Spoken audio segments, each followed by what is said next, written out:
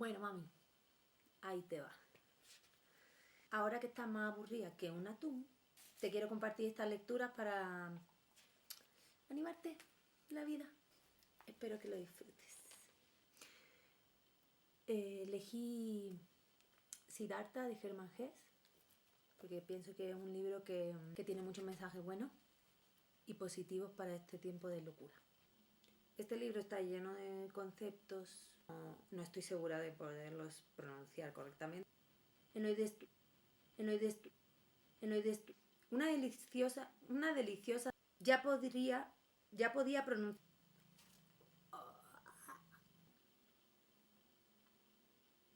Corté. No, otra vez, ¿vale? Empezamos. El hijo del Brahman. Siddhartha, el agraciado hijo del Brahman, el joven halcón, creció junto a su amigo Govinda, al lado de la sombra de la casa, con el sol de la orilla del río, junto a las barcas, en lo umbrío del bosque de sauces y de higueras. El sol bronceaba sus hombros brillantes al borde del río, en el baño de las abluciones sagradas, en los sacrificios religiosos. La sombra se adentraba por sus negros ojos, en el boscaje de mangos, en los juegos de los niños, en el canto de su madre, en los sacrificios religiosos, en las enseñanzas de su padre y sus maestros, en la conversación con los sabios. Ya hacía mucho tiempo que Siddhartha participaba en las conferencias de los sabios. Con Govinda se entrenaba en las lides de la palabra, en el arte de la contemplación, de saber ensimismarse. Ya podía pronunciar quedamente el Om, la palabra por excelencia.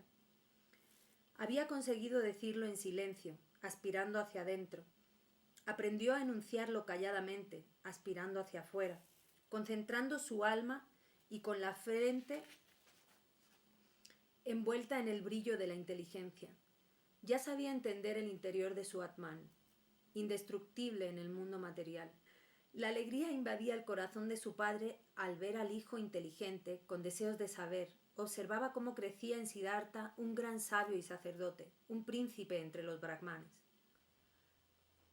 Una deliciosa sensación llenaba el pecho de su madre cuando le veía andar, sentarse y levantarse. Siddhartha era el fuerte, el hermoso, el que caminaba sobre piernas delgadas, el que saludaba con perfectos modales. El corazón de las hijas de los brahmanes rebosaba amor cuando Siddhartha paseaba por las callejuelas de la ciudad con la frente iluminada, con la mirada real, con caderas estrechas. Pero Govinda era el que más amaba a Siddhartha, su amigo, el hijo del Brahman. Sentía el afecto por la mirada de Siddhartha y por su cálida voz. Gustaba de su manera de andar y de sus armoniosos movimientos. Apreciaba todo lo que Siddhartha hacía y decía, pero lo que veneraba más era su inteligencia, sus altos pensamientos ardientes, su férrea voluntad y su vocación sublime.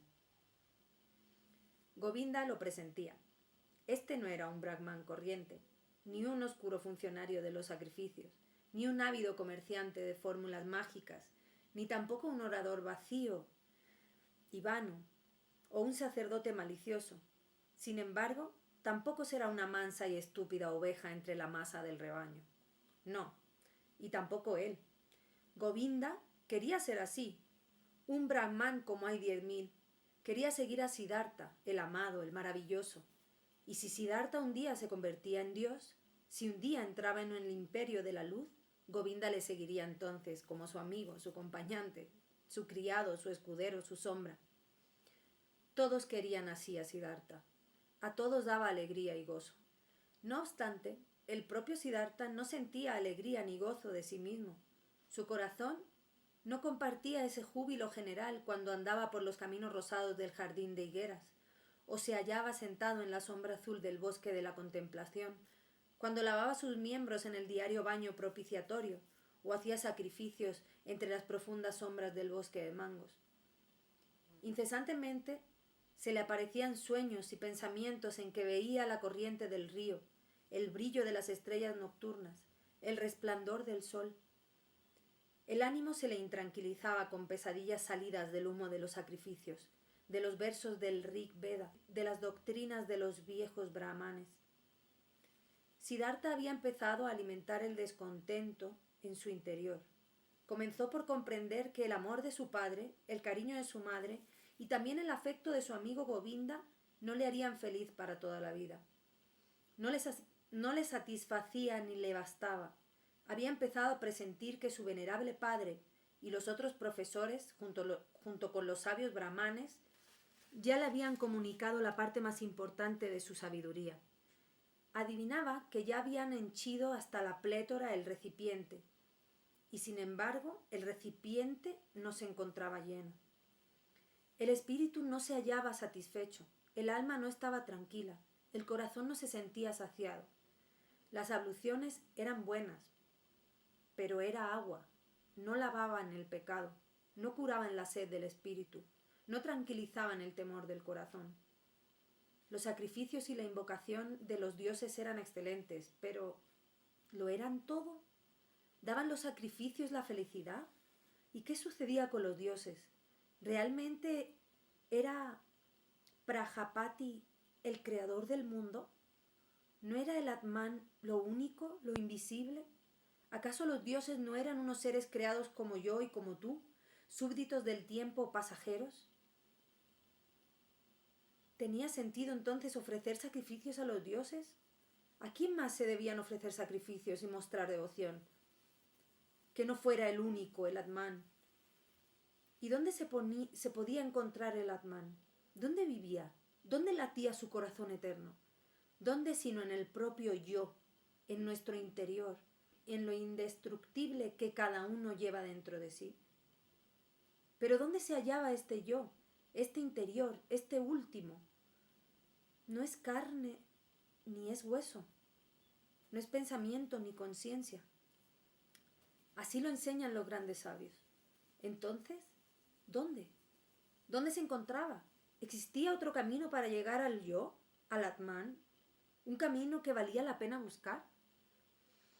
Pero nadie enseñaba ese camino. Nadie lo conocía. Ni el padre, ni los profesores y sabios, ni los sagrados ritos de los sacrificios. Todo lo sabían los brahmanes y sus libros religiosos. Lo conocían todo. Se habían preocupado de todo lo referente a la creación del mundo, al origen de la oración, de los elementos, de la aspiración, de la expiración, a los órdenes de los sentidos, a los hechos de los dioses. Sabían infinidad de cosas, pero ¿tenía algún valor saber todo eso si se desconocía al uno, al único, al más importante, al únicamente importante? Ciertamente muchos versos de los libros sagrados, sobre todo los Upanishads de Samaveda, hablaban de ese interior y último, maravillosos versos. Tu alma es el mundo entero, se leía allí. Y escrito está que el hombre, mientras duerme, durante el sueño profundo, entra en su propio interior y vive en el Atman. Qué maravillosa sabiduría entrañaban esos versos. Todo el conocimiento de los grandes sabios se había reunido en estas palabras mágicas, puras como la miel de las abejas. No se debían menospreciar los enormes conocimientos que aquí se guardaban, reunidos por innumerables generaciones de sabios y penitentes, que habían logrado no solo conocer este profundo saber, sino también vivirlo. ¿Dónde se encontraba el experto que era capaz de retener el Atman desde el sueño hasta el despertar, durante la vida, con cada paso, palabra o hecho? Siddhartha conocía a muchos brahmanes venerables, sobre todo a su padre, el puro, el sabio, el más reverenciado. Su padre era digno de admiración. Su comportamiento resultaba sosegado y noble. Su vida era pura, su palabra sabia, los pensamientos de su frente delicados y aristocráticos. Pero él, que sabía tanto, vivía en la bienaventuranza, tenía la paz. ¿Acaso no era también uno de los que buscan siempre sedientos? ¿No necesitaba beber continuamente de las fuentes sagradas, en los sacrificios, en los libros, en los diálogos con los brahmanes? ¿Por qué él, que era irreprochable, tenía que lavar diariamente sus pecados, esforzarse cada día en la purificación, repetirla cotidianamente? ¿No estaba el Atman en él? ¿No fluía la primera fuente de su propio corazón? Esa primera fuente debía y tenía que encontrarse en el propio yo. Era necesario poseerla. Todo lo restante era una simple búsqueda, un rodeo, un desvarío. ¿Tales eran los pensamientos de Siddhartha? Esa era su sed, su sufrimiento. A menudo pronunciaba las palabras de un Chandogya Upanishad. Quizá el hombre del Brahman sea Satyam. Quien lo sabe con certeza entra diariamente en el mundo celestial. Siddhartha parecía estar a menudo cerca del mundo celeste, pero nunca lo había alcanzado completamente. Jamás había saciado la última sed. Tampoco ninguno de todos los más sabios que Siddhartha conociera y de cuyas enseñanzas disfrutó había conseguido ese mundo celestial que apagaba la sed eterna para siempre. Govinda, dijo Siddhartha a su amigo, Govinda, ven conmigo. Ven conmigo a la higuera de los banianos. Tenemos que practicar el arte de la meditación. Se fueron a la higuera de los banianos, se sentaron. Aquí Siddhartha y 20 pasos allá, Govinda. Acomodado y dispuesto a decir el Om, Siddhartha repitió el verso murmurando. Om es el arco, la flecha es el alma, la meta de la flecha es el Brahman, al que sin cesar se debe alcanzar. Cuando había pasado el tiempo acostumbrado para el ejercicio del arte de ensimismarse, Govinda se levantó. Se había hecho tarde, ya era la hora de efectuar la ablución de la noche. Llamó a Siddhartha por su nombre. Siddhartha no contestó. Siddhartha se hallaba sentado con la mirada fija en una meta lejana, con una punta de la lengua saliendo un poco entre los dientes. Parecía que no respiraba. Así sentado, logrado el arte de ensimismarse, pensaba en el Om, enviaba su alma como una flecha hacia el Brahman. Un día por la ciudad de Siddhartha pasaron unos samanas, ascetas peregrinos. Eran 3 hombres enjutos y apagados, ni viejos ni jóvenes, con hombros ensangrentados y llenos de polvo, casi desnudos, quemados por el sol, rodeados de soledad, forasteros y enemigos del mundo. Extraños y flacos, chacales en un reino de hombres. Tras ellos venía un ardiente hálito de silenciosa pasión, de servicio destructivo, de despersonalización implacable. Por la noche, después de la hora de la contemplación, Siddhartha declaró a Govinda: Mañana de madrugada, amigo, Siddhartha irá con los samanas. Será un nuevo samana. Govinda palideció al oír tales palabras y al leer en la cara inmóvil de su amigo aquella decisión imposible de desviar, como la flecha disparada por el arco. De pronto, y con la primera mirada, Govinda se dio cuenta. Esto es solo el principio. Ahora Siddhartha iniciará su camino. Ahora empieza a despertar su destino. Y con el suyo, también el mío. Y se tornó lívido como la piel seca de un plátano. Siddhartha, invocó. ¿Te lo permitirá tu padre? Siddhartha le observó como uno que empieza a despertarse. Raudo como una flecha leyó en el alma de Govinda, adivinó el miedo, advirtió la sumisión. Govinda, afirmó en voz baja, no debemos malgastar palabras. Mañana de madrugada empezaré la vida de los samanas. No se hable más.